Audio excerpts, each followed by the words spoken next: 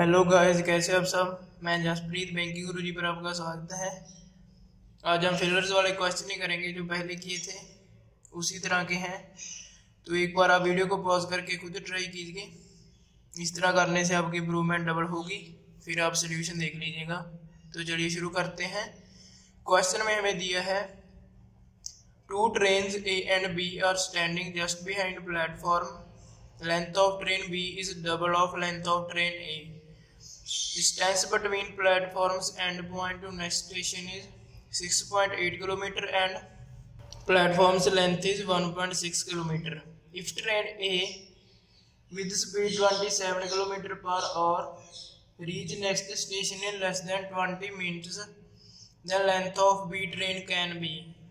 यहाँ पर ब्लैंक दिया हमें और 5 ऑप्शन दिए हैं, उनमें से बताना है ट्रेन बी की लेंथ कितनी होगी। तो हमारे पास क्या गिवन है, प्लेटफॉर्म है एक, ये हम प्लेटफॉर्म मान लेते हैं। उन्होंने बोला है कि टू ट्रेन है वो जस्ट बिहाइंड प्लेटफॉर्म पर खड़ी हैं, मतलब कि ये हम ट्रेन ए मान लेते हैं, ये जहाँ पर स्टैंडिंग है, और ये बी।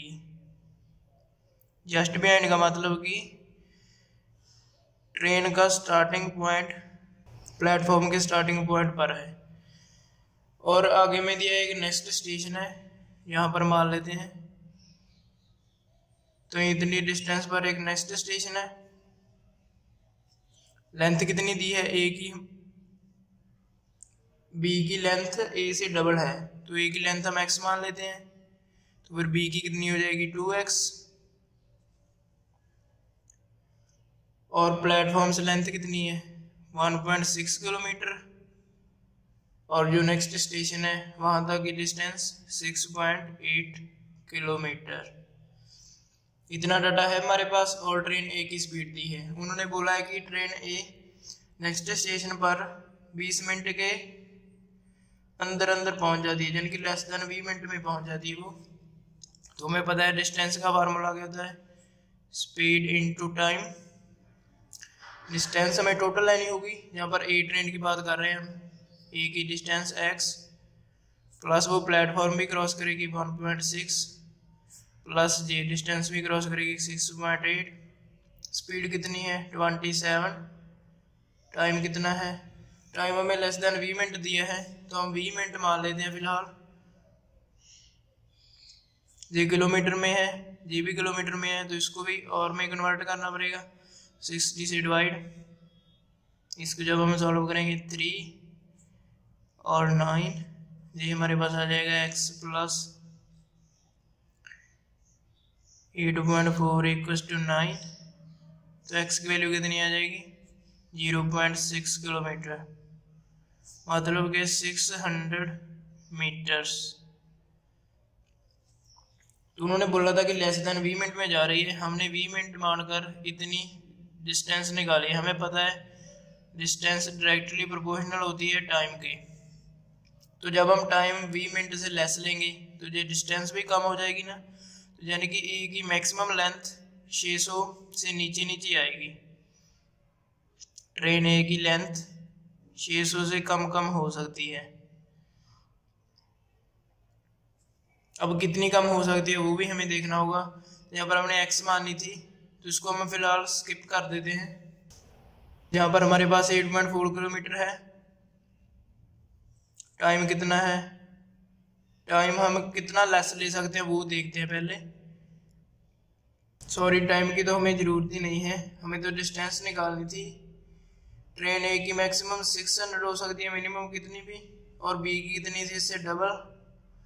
तो यानी कि बी की मैक्सिमम लेंथ कितनी हो सकती है 1200, और इससे कम कम कोई भी वैल्यू हो सकती है। तो अब हमें ऑप्शन दी है वो हम देखते हैं।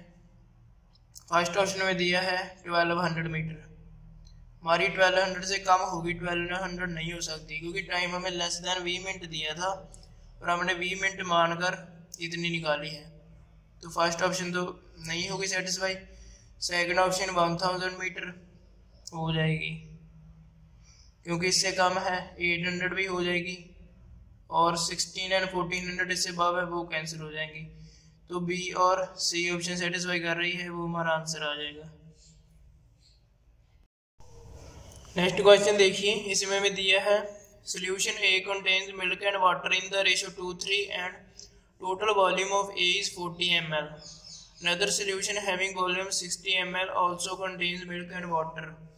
If both the solutions are mixed with each other, then in final mixture volume of water becomes divisible by 13.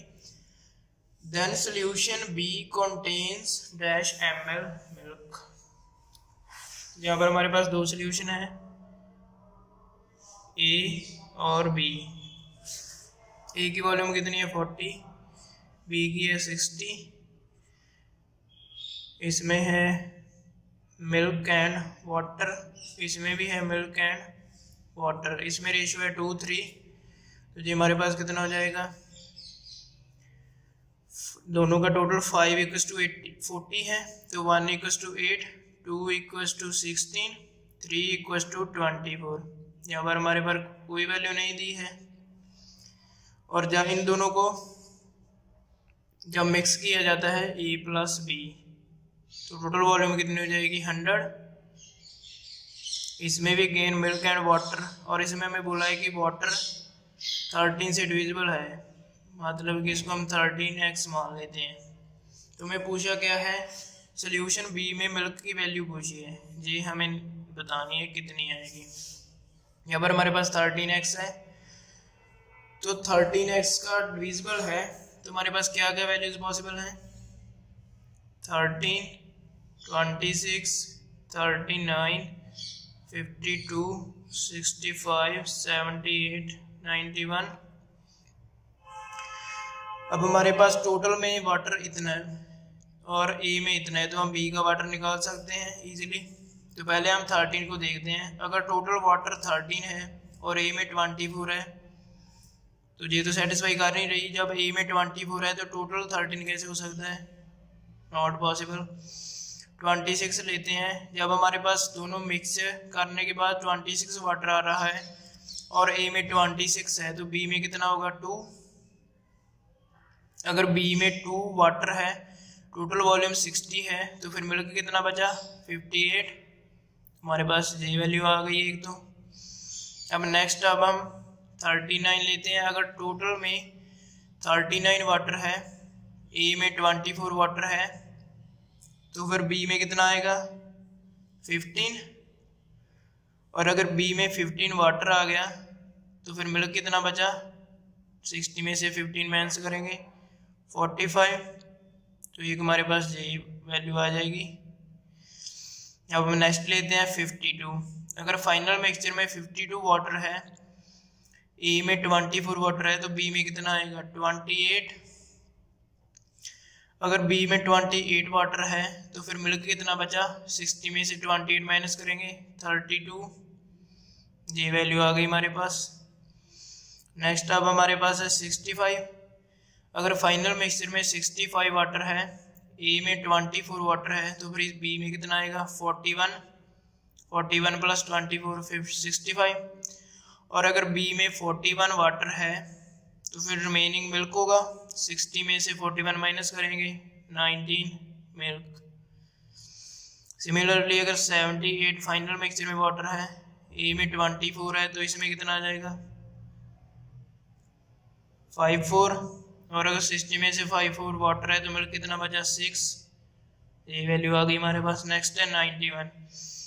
अगर फाइनल में 91 वाटर है, A में 24 वाटर है, तो इसमें कितना वाटर होना चाहिए 67, बट इसकी वॉल्यूम तो 60 है, तो 67 वाटर कैसे हो सकता है, ये हमारे पास नहीं आएगी। तो हमारे पास ये 5 वैल्यू सेटिस्फाई कर रही है सोल्यूशन B में मिल्क की। तो हम ऑप्शन देख लेते हैं किन किन में इनकी वैल्यू दी है। तो फर्स्ट ऑप्शन में 14 है, वो तो हमारे पास नहीं है। 20 भी नहीं है, 45 है, तो एक तो हमारा सी ऑप्शन आंसर आ जाएगा। और एक E 58 भी दिया है, और सी और E आंसर आ जाएंगे हमारे। तो ये थे हमारे आज के क्वेश्चंस। नेक्स्ट वीडियो मिलते हैं। थैंक यू दोस्तों। उम्मीद करता हूँ आपको वीडियोस पसंद आ रहे होंगे और जो भी क्वेश्चंस आ रहे हैं रीजनिंग के या फिर क्वांट के, वो भी आपको पसंद आ रहे होंगे। और आप अच्छे से प्रैक्टिस कर रहे होंगे। IBPS क्लर्क मेंस की तैयारी भी अच्छी चल रही होगी। तो दोस्तों वीडियोस अगर पसंद आ रहे हैं तो इसे लाइक ज़रूर कीजिएगा और शेयर भी ज़रूर कीजिएगा, और अगर आपने अब तक इस चैनल को सब्सक्राइब नहीं किया है तो सब्सक्राइब भी ज़रूर कर दीजिएगा दोस्तों। तो मिलता हूँ आपसे अगले वीडियो में, तब तक के लिए धन्यवाद।